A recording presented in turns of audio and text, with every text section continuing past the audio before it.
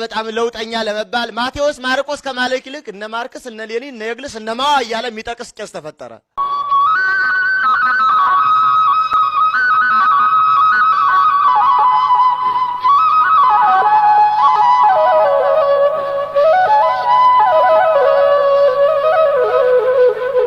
የሃይማኖት ሚዛን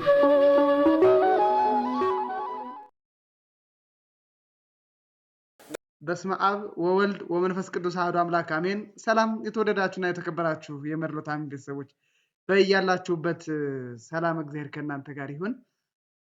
በዛሬው በዚች ቪዲዮ ላይ የመምህራችንን የኔታ ገብረመድህንን ድንቅ ትምህርት ሐሳውያንን በተመለከተ ያስተማሩትን ድንቅ ትምህርት እጋብዛችኋለሁ። የእሳቸውን ትምህርት ወደ መጨረሻ አድርገዋለሁ። ከዛ በፊት ግን በብዕር ስማቸው ነጽር በሚል የምናውቃቸው ሶሻል ሚዲያ ላይ በተለይ ፌስቡክ ላይ የምናውቃቸው አንድ በእውነት ጸሐፊ የተናገሩት በቪዲዮ ወጣው የተናገሩትን እሱን በመጀመሪያ አጋራችኋለሁ። ከዛ ሌሎች ጉዳዮችንም እንደዚህ ማሳያችሁ ይሆናል። መጀመሪያ ግን የነጽር ይቀጥል። ነጽር በጣም እናመሰግናለን። እንዲህ ነው ከሆኑ አይቀር እንደ ነጽር ከሆኑ አይቀር እንደ ነጽር በቃ እውነቷን ተናግሮ በመሸበት ማህደር ከሆኑ አይቀር እንደ ነጽር እውነቱን ተናግሮ በመሸበት ማደር። ነጽርን አስቀጥላቸዋለሁ። ይቀጥሉ። ነጽር በስመ አብ ወወልድ ወመንፈስ ቅዱስ አሐዱ አምላክ አሜን። ሰላም ለሁላችሁ። እኔ በጣም ደህና ነኝ፣ እግዚአብሔር ይመስገን። አምላከ ቅዱሳን የተመሰገነ ይሁን። ዛሬ በቤተ ክርስቲያናችን እየተፈጠሩ እየተሰሙ እያየናቸው እየሰማናቸው ያሉ የእውነት የሃይማኖት አባቶች ናቸው፣ አገልጋዮች ናቸው፣ መምህራን ናቸው ከምንላቸው እንደዚህ አይነት አጸያፊና ነውር ነገር መስማት እጅግ በሚያቆስልበት ዘመን ላይ ደርሰናል። ከውጭ ይልቅ ከውስጥ ያሉት ጠላቶች እጅግ ከፍተውባታል። ከጠላቴ አንድ ጊዜ ከወዳጄ 1000 ጊዜ ጠብቀኝ እንዲሉ ቅዱስ ቤተ ክርስቲያንን ዘመንን እየዋጀች ልጆቿን እያስተማረች አስተምህሯን አስተካክላ እየኖረች የምትኖር ነበረች። ነገር ግን ዛሬ አስተምህሮቷን ሁሉ በማጣመም የቤተ ክርስቲያን ቋንቋ ሁሉ ወዟን በማበላሸት የማታስተምረውን እንደምታስተምር አድርጎ በማቅረብ ሁሉ ነገር አገኘን፣ ሁሉ ተደላደለ በማለት የመጨረሻው ደረጃ ደርሰናልና አሁን የምንናገርበት ምቹ ጊዜ ደርሰናል ብሎ በማሰብ በሆታና በኮታ በጨረቃና በጨረባ በጠረባና በጫጫታ ተመርጠው ሳንፈልግ ላያችን ላይ የተሾሙ ሳንፈልግ እየመሩን የግድ አባት ልሆናችሁ ብለው አባት እንደሆኑን ሳንፈልግ አባት ልሆን ብለው ነገር ግን አባቶቻችን ያስተማሩትን ትምህርት እየበረዙ እያፋለሱ የቤተ ክርስቲያንን ቋንቋ እያጣመሙ ወዟን ሁሉ እያበላሹ እያየናቸው ነውና እነዚህን ሌዮናውያን ልንታገላቸው ይገባል ብዬ አምናለሁ። ቃለ ሕይወት ያሰማልን። በእውነቱ በጣም እናመሰግናለን። ቃለ ሕይወት ያሰማልን። ወደ ቀጣዩ ቪዲዮ እንሄዳለን። የኔታ ገብረመድህንን ሐሳውያን በተመለከተ የተናገሩትን በስተመጨረሻ ያሳያችኋለሁ። የቀጣዩ መልእክት ደግሞ ከሐሳውያን ጳጳስ ነን ባዮች መካከል ያንዱን ሊቀ ጳጳስ ፖለቲከኛነት የሚያሳይ ቪዲዮ ይዤላችሁ መጥቻለሁ። ኢትዮጵያና ትግራይ እየተገናኙ ያለ በፕሪቶሪያው ውል ብቻ ነው። ሌላ ሰነድ የሚያገናኛቸው የለም። ኢትዮጵያ ውስጥ የምታወጣው የምትሰራው ዲክለር የምታደርገው ምንም ኢትዮጵያ የትግራይ ሪፕሬዘንታቲቭ እስከሌለ ድረስ የትግራይ እጅ የለበትም። ፈለገ ያደርግ አሁን የኢትዮጵያ መንግስት ላይክዋይዝ ልክ እንደሱም የኢትዮጵያ ሲኖዶስ ፈለገ በሚያደርግበት ጊዜ ምንም አይነት ትግራይ ያለው አባቶች ያለነ እዚህ ያለ ነው ምንም ያገባን ነገር አይደለም። የሚያገናኘን የለም ከነሱ። እንዲያውም እነዚህ ሁለቱ የሚያገናኛቸው የፕሪቶሪያ ውል የሰላም ውል ሰነድ አለ። ኦኬ ቤተክርስቲያን ታገናኛችሁ? ቆይ የትኛዋ ቤተክርስቲያን የትኛዋ ንገረኛ። አንዲት ናት ቤተክርስቲያን።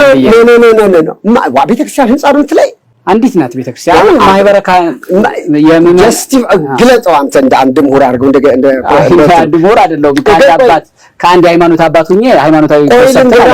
ቤተክርስቲያን ታስታርቃችኋለች ወይ ለምትለው አታገናኛችሁም ወይ ማለት ታገናኘን ትችላለች። ግን ቤተክርስቲያን ዓለም አቀፋዊቷ ቤተክርስቲያን ሰማያዊቷ አንተስ ደግሞ ሌላ ትርጉም አታምጣ። እሷ ልታገናኘን ትችላለች። ኢትዮጵያ ዓለም አቀፋዊቷ አደራዳሪ እንደ ፕሪቶሪያው ነው የሚለው ሰው አይደለም። እኔ ሰማያዊቷ ነው እርሶ እንደ ሰማያዊት what is it አሳየኝ። አሁን እኮ ኢትዮጵያ እኮ ሰማያዊቷ ቸርች ማግኘት እኮ አልቻልክም። ሰማያዊቷ ከሆነችማ የሰማያዊን ሕግና የሰማያዊን ስርዓት የሰማያዊን ቃል የምታሰራጭ እኮ ነው ማግኘት ያለብህ። ኢትዮጵያ ውስጥ ሰማያዊቷ ቤተክርስቲያን በሳለፍናቸው 4 ዓመት አግኝተናት እኮ ነው ልትለኝ የምትፈልግ። ምእመናንና ምእመናት ቤተክርስቲያን በትርጓሜ ቁጥር 1 ማህበረ ምእመናንና ማህበረ ካህናት ማህበረ ህዝብ ስለሆነ አሉ ምእመናን ብለህ መውሰድ ይቻላል።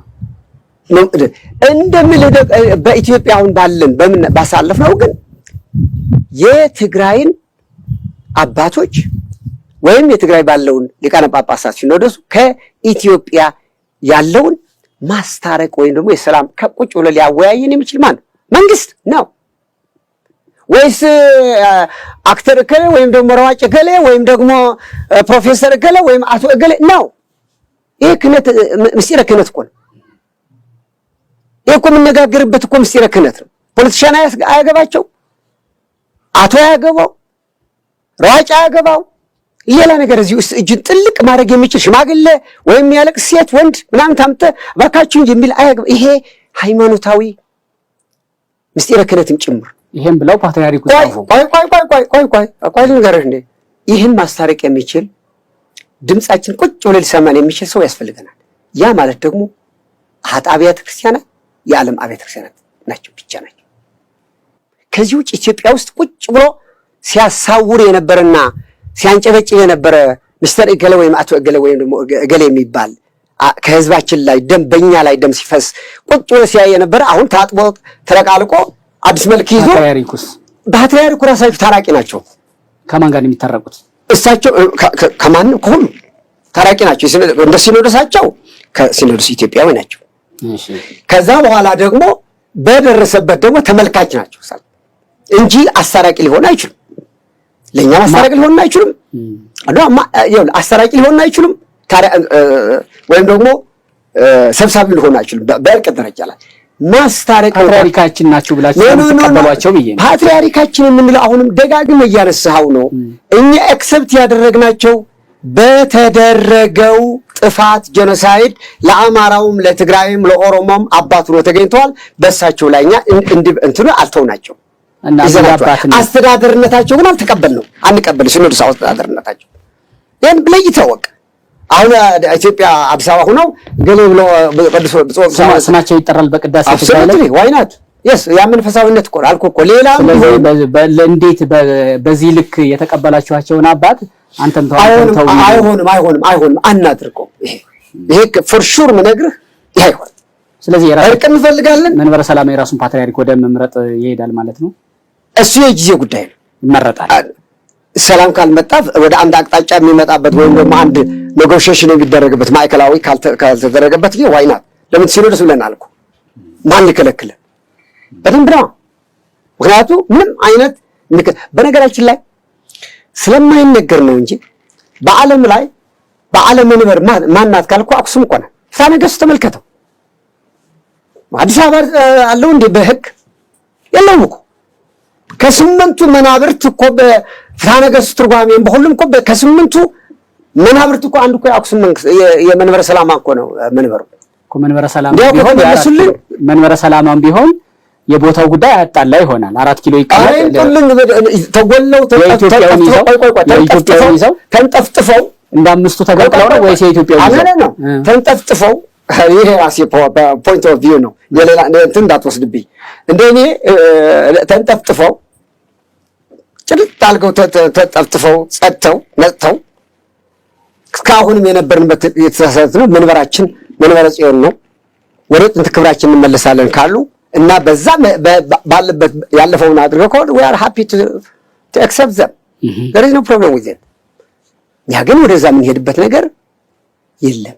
ስለዚህ የሚፈሩ ሰዎች ባካችሁ አትፍሩ በለልኝ፣ አትፍሩ። ኑሮው ተደራጅተው መጥተው ወደ አዲስ አበባ ገብተው ከኦሮሞ ጳጳሳት ከምናምን አድርገው ተባብረው እንዲህ ያደርጉልናል። በተለይ አባ ሰላማ ወይም አባ ሰረቀ እንዲህ ይመጣል ብላችሁ የምትፈሩ ልጆቼ፣ ወንድሞቼ በመንፈስ አትፍሩ፣ አትስጉ። አልመጣም ወደ እናንተ፣ ብመጣም ደግሞ እጠቅማችሁ ነበረ እንጂ አልጎዳችሁም ነበር። ግን ዓላማዬ ነው መንበራችን አልተው። ግን ወደ እናንተ በንስሐ ተንስሐ ገብታችሁ ወደ ይበቃችኋል። ሌላው እንግዲህ ይሄ ነው እንግዲህ ሊቀ ጳጳስ ነኝ ብሎ የትግራይን ሕዝብ እየሸወደ ያለ ይሄ ነው። ይሄ ሌላም ነገር መጨመር ይቻል ነበረ። ሌሎችን ጉዳዮች እንደው በቀጣይ ቪዲዮ ይመጣ ይሆናል። ሐሳብያን በተመለከተ ግን የኔታ ገብረመድኅን ድንቅ የሆነ ልዩ የሆነ ትምህርት አስተምረዋል። እንከታተላቸው።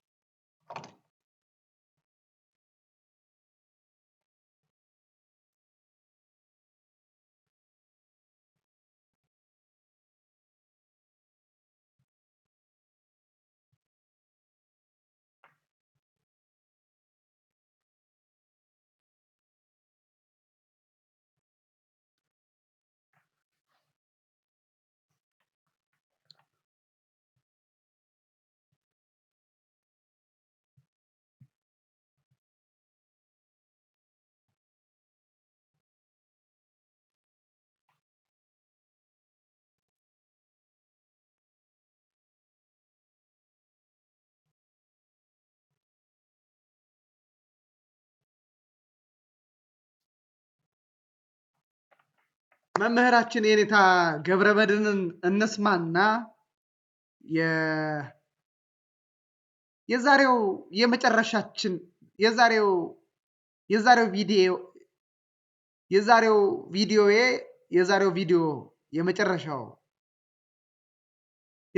የመጨረሻ የሚሆነን የኔታ ገብረመድኅን ትምህርት ነው። ታቸው እናዳምጥ። የኔታ ገብረመድኅን ድንቅ የሆነ ትምህርት የኔታ ገብረመድኅን ትውልድ ተሻጋሪ የሆነ ልዩ ልዩ ትምህርቶችን በዚህ የኔታ ገብረመድኅን ዘመን የኔታ ገብረመድኅን በጣም እኛን የሚያነቁ በጣም ልዩ ልዩ ትምህርቶችን መምህራችን የኔታ ገብረመድኅን የሐሳውያንን ሴራ የሚገልጥ የሐሳውያንን ሴራ የሚያፈራርስ ልዩ ድንቅ የሆነ ትምህርት ከዚህ በፊት አስተምረው ነበረ። ያንን የሐሳውያንን ሴራ የሚያከሽፍ የሐሳውያንን ሴራ የሚገልጥ ድንቅ ትምህርት ያስተማሩበትን የኔታ ገብረመድኅንን ቪዲዮ አጋራችሁና የዛሬው ቪዲዮአችን መጨረሻ ይሆናል። የኔታ ገብረመድኅን እናዳምጥ። ያጓጉት ህዝቡን በዘመነ መሳፍንት የሰለጠኑ ባህታውያን ሚስዮናውያን ወንጌል ንስበክ እያሉ የጎጃም ንጉስ፣ የሸዋ ንጉስ፣ የእጁ ንጉስ፣ የጎንደር ንጉስ፣ የበጌምን ንጉስ፣ የትግሬ ንጉስ የተለያየ መሳፍንቱን ንጉሰ ነገስት አለ እንደሚታወቀው መሳፍንቱ አሉ። መሳፍንቱን ሁሉም ሄዱና አንዱን መስፍን ሂደው ጌቶች ይነግሳሉ፣ ህዝቤን ይጠብቁ ተብለዋል። እግዚአብሔር እረኛ አድርጌዎታለሁ ብለዋታል። ከዛሬ ጀምሮ ቀብቻለሁ ትነግሳለህ ብለዋልና በፍትርት አስተዳደር ተብለሃል ይሉታል። ማን አለ አባቴ ከበረሃ ነው የመጣሁኝ እግዚአብሔር ልኮኝ ነው ይላል። ምክንያቱም ምን ያለ ጸጉሩ እንትን ያለ በቃ አረጋዊ የመሰለ ነው የመጣው፣ አክተር ነው የመጣው። እንግዲህ ምነግስ ከሆነ ጦር ሳላደራጅ እንዴት ይሆናልና ማደራጅ ጀምራል። ይሄ ደግሞ ሁሉም መሳፍንት ነው ትንቢቱ የተነገረው። ያም በልቡ አርጎ ባህታው የነገረውን ምነግስ መስሎት ሁሉም ማደራጅ ጀመሩ የሚዋጉበትን። እንዳደራጁ ደግሞ የነሱን ቆንስላ ደግሞ ሄደና የእንተና የጣሊያን ምናምን ንጉስ እኮ ይወድሃል መሳሪያ ያለው ለምን ወስዳ ተጓገማል? ባህታዊ ነግሮኛል። ምናልባት ይሄ መልእክቱ ይሄ ቢሆንስ አገኘሆን ይልና እንዴት በምን ልለውጥ ይሄን ያህል መጽሐፍ ብታመጣ ይሄን ያህል እያለ በብራና መጽሐፍ እየተለወጡ ጥቂት ሊቆመ ጠብቀኝ መሳሪያቸው እየተቀበሉ መጽሐፎችን አሾለኳቸው። ከዚያ በኋላ መሳፍንቱ ውጊያ ጀመሩ። ምነግስ መስሏቸው ሲዋጉ ሰባኪዎች ደግሞ ወጡና ህዝቡን ደግሞ ዓለም ሊያልፍ ነው፣ ምጽአት ደርሷል፣ ወማቴዎስ ወንጌል ምዕራፍ 24 መንግስት በመንግስት ላይ ይነሳል ይላል፣ ይኸው ተነሳሳላችሁ አለቀ እያሉ ስብከት ጀመሩ። ዓለም ያልፍ መስሎት ህዝቡ ፈዘዘና መጠበቅ ምናምን አቆመ። እንዲህ አድርገው በሉት። እንዲህ አድርገው ነው የመጡት። ልክ የዓለም ብርሃን ባለፈው ሲሉን የነበሩት እኮ ይሄ ሚሽን እኮ ነው። የዛሬ ምናምን ዓመት እኮ የተደረገውን ሳንቃቀርተን እኮ ነው አሁን የከለሱት። አዲስ አይደለም እኮ። ከዚያ በኋላ ታስታውሳላችሁ የማህበረ ሥላሴ አባቶቻችን ባለውለታዎች የዚች ሀገር ካሳን ይዘው ያንን ገና ህፃኑን አስተምረው መቁጠሪያ መቁጠር ዳዊት መድገም የሀገር ፍቅር አስተምረው ሀገር እንዲሁና ተበትና ካሳ ብለው ያ ብላቴና ተነስቶ ኢትዮጵያ ወደ አንድ አድርጎ ሲያሰማራት ምን አረጉ መሰላችሁ? ምን አረጉ መሰላችሁ? እንግዲህማ አንድ ልትሆን ነው ምን ይሻላል አሉና ወንጌል ሰባኪ ሰደዱ። ከየት መጣችሁ ነው? ከዚህ በየት አርጋችሁ?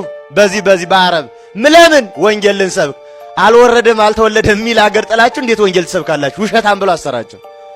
ነቃብን አሉና ነገሩን ቀየሩ። በየት በኩል ሄዱ? በደቡብ ሄዱና ደቡብ ማስተማር ጀመሩ። እነ ከፋ እነ ጅማ ዙሪያ እነ ምናምን የዛሬ ወለጋ የመከራ ማት የሚወርድበት የዚያ ትምህርት ውጤት ነው። ነገራችን ላይ አስተምረው ቤተክርስቲያን ወራሪ እንደሆነች እንዲህ እንደሆነች ንጉሱ እንደሚያረግባት ተጠቃሚ እንዲህ ያስተማሩ ሄዱ። ካሳ ጉዳዩን ቴዎድሮስ ስለተረዱ በጎንደር በጎጃም በወሎ በተለያዩ ሊቃውንት ውጡና ደቡብ አስተምሩ አላችሁ። ምን ወንጌል እኛ ወንበር ነው የተማርነው እንጂ እኛ የፈለፈለነ ልናስተምር አልተማርንም አሉ። ይሄኛዎችም ደግሞ ማለት ነው እኛ ወንጌል ነው እንዴ ወንበር ነው እኛ አንድም ይያል ተማሪ አምጡ አሏቸው ንጉሱን። ተማሪ ይምጣና እንተርጉም ወንበር ነው የተማርነው። በዚህ ምክንያት ንጉሱ ያልሆነ አዋጅ አወጁ። ምን አይነት አዋጅ? ለአንድ ቤተክርስቲያን 5 ቄስ 1 መርጌታ ይበቃል፣ ከዚህ ውጭ እንዳለ ያሉ። ሲቸገሩ ይሄዳሉ ብለው ነው ንጉሱ። ይችን መግቢያ ያገኙና ሚስዮናን ተመልሰው መጡ። ንጉሱ ሃይማኖት የለው አይወድየው ቄስ አይወድ መርጌታ አይወድ ውጡ አላችሁ እኮ አሏቸው። ካህናት ተበቀሉት፣ ጣሉት። እንዲህ አድርገው እኮ ነው ሲሰሩ ይኖሩት። ስንቱን ሴራ ተናገረ ነው። ከዚያ በኋላ የመጣ ነው መንገድ 17 ዓመት ተራማጅ ለመባል በቃ በጣም ለውጠኛ ለመባል ማቴዎስ ማርቆስ ከማለክ ይልቅ እነ ማርቆስ እነ ሌኒን እነ የግልስ እነ ማዋ እያለ የሚጠቅስ ቄስ ተፈጠረ። የሚጠቅስ ማለት ነው እንዳለ ስታሊን ሚል ማለት ነው። በነ ስታሊን ፍልስፍና የማቴዎስ ወንጌል ተቀየረ። አስተዛዛቢ እኮ ነው። 17 ዓመት 3000 ዓመት ይዞ የመጣውን እንዴት አድርጎ ጣለው? ለምን መሰላችሁ? ሀገራችን የመጣችው ያመነችው በመንግስታዊ ነው። እና አብርሃ ወአጽብሃ አመኑ፣ ሰው አመነ። እነ ባዚል አመኑ፣ ሰው አመነ። እነ ንግሥተ ሳባ አመኑ፣ ሰው አመነ። ቀደም ብሎ እነ ካም አምነው መጡ፣ ሰው አመነ። ከቤተ መንግስት ጀምሮ አማኝ ሆኖ ስለመጣ ስልጣን ይዞ ይመጣ ሁሉ አማኝ መሰለው። የኛው አያውቅም፣ አይጠራጠርም፣ መጠራጠር አይችልም። መሪን አይጠራጠርም። የኛ ሰው ሲዋሻው አይጠራጠርም። እንዴት አድርጎ ይጠራጠር? የመጣበት መንገድ እሱ ስለነበረ ነው የሸወደው። መፍትሄው ምንድነው? እኛ ኦርቶዶክሶች 5 ጉዳይ ያስፈልገናል። ቢያንስ 5። አንደኛ ሃይማኖት ያስፈልገናል አለን። ምንም ጥርጥር የሌለው ሃይማኖት አለን። ሁለተኛ ቤተክርስቲያን ያስፈልገናል። ለምን? ማምለኪያ ቤተክርስቲያን አለን፣ ግን የሌለንም አለ። ቤተክርስቲያን የት ነው ምን ሰራት እንዳለን ሀገር ያስፈልገናል። ሶስተኛ ሀገር ብቻውን አይሰራምና ህዝብ ያስፈልገናል። አራተኛ ህዝብ ብቻውን ምን ያደርጋል? ታሪክ ዕውቀት ያስፈልገናል። አምስተኛ እንዲያው በጣም በትንሽ ባጭር ሐሳብ ሊሆን አይችልም። ጉዳዮቹ ረጅም ጊዜ ማቀድ ይጠይቀናል። ታውቃላችሁ ከ1965 ጀምሮ ቀደም ያለ ነው 400 ምናምን ዓመት አውርቻቸዋለሁ። ያ ባጭሩ ማለት ነው። ከ1965 ጀምሮ እስካሁን ድረስ ኦርቶዶክስ በቅጥቀጣ ውስጥ ነው ያለችው። በዋናነት ማለት በቅጥቀጣ ሳይሰለቹ እኮ ነው የሚቀጠቀጥ፣ ሳይሰለቹ ጧትም ማታም ስብሰባም እድገት እናድግ ነበር ማነቆ አለብን ማን አለ ኦርቶዶክስ እንዲናረግ ነበር ማን አለብን ኦርቶዶክስ ጧትም ማታም ሳያቋርጥ በታሪክ በሚዲያ በሪዮት በምኑ ስትቀጠቀጥ መጣች። አማራጩ ኦርቶዶክሳዊ ትርክቱን የማንሳት ኃላፊነት አለብን። ባልሆነ ምክንያት የተተረከ ትርክትን ቤተክርስቲያን ላይ የተደረገውን ጣላሸት ማንሳት ግድ ይለናል። መጨረሻው ድረስ ስለተከታተላችሁን በጣም እናመሰግናለን። በቀጣዩ ቪዲዮ እስክንገናኝ ሰላም ሁኑ።